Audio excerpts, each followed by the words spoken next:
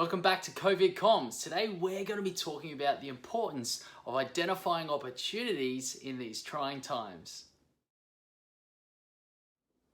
For those of you watching for the first time, my name is Clifford Morgan and I'm an organizational psychologist. The purpose of this content is to help leaders and businesses navigate, survive and move towards thriving in the current COVID-19 crisis.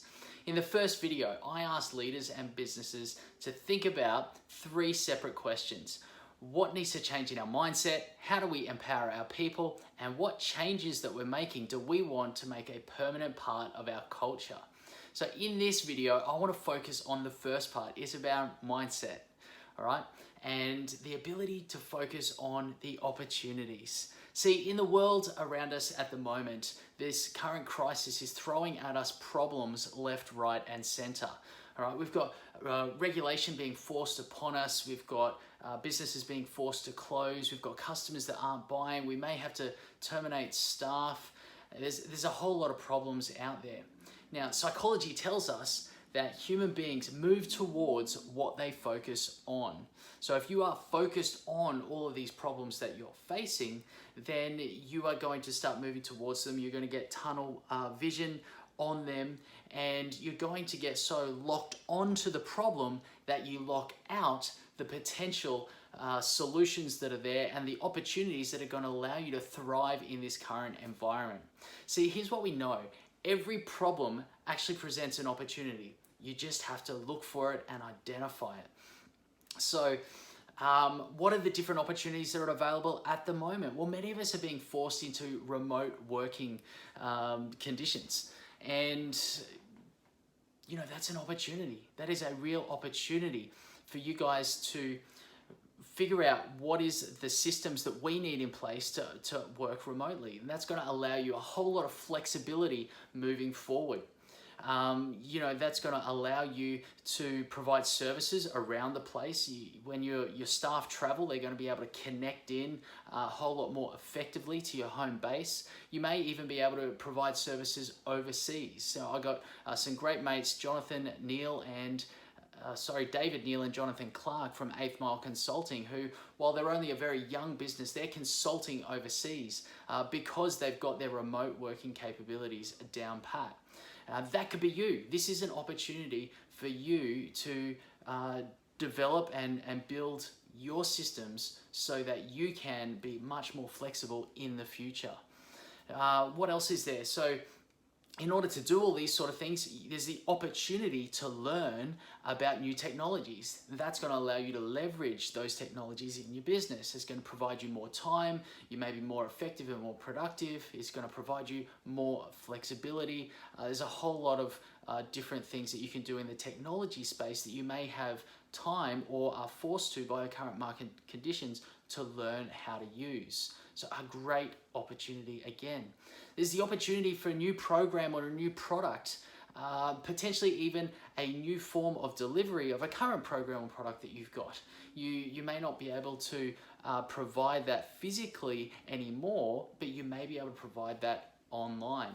It may force you to do as an online store and internet selling and marketing and that sort of thing, all right? All these are opportunities that, yes, they may be forced on you, but they're going to help your business grow, all right? Potentially there's the opportunity for you to engage with new industries. You know, not every business is struggling at the moment. There are some businesses and some industries that are absolutely killing it because their services and products are in great demand. That means they're growing and they're putting on new staff and they're going to have a whole lot of growing pains. You may be able to provide a service to them that you would not otherwise have the opportunity to engage with. So hey, have a look at that as another opportunity. You know, another one is with a lot of our customers not buying and having downtime. We may not be in threat of going under and going bankrupt, but we may have a lot more time on our hands. Then that's time that could be used on strategic projects. I know for me personally, my business isn't taking an immediate hit, but I may have things slow down. I've had a couple of projects being put on hold. And so in a couple of months, I may have more time on my hands. For me personally, I'm going to use that time to develop some strategic content and work on some strategic projects, potentially write a book, all these things that I've been wanting to do but haven't had the time to do over the last couple of months. I'm going to have the opportunity to invest some time into that so that when things do pick up and the economy starts going gangbusters again, I've got all that strategic stuff done so that I'm in a better place as a business moving forward. Okay, from a leadership perspective, teams unify when they're under stress and in a crisis. There's the opportunity to unify your team, and that might be through a whole range of different things.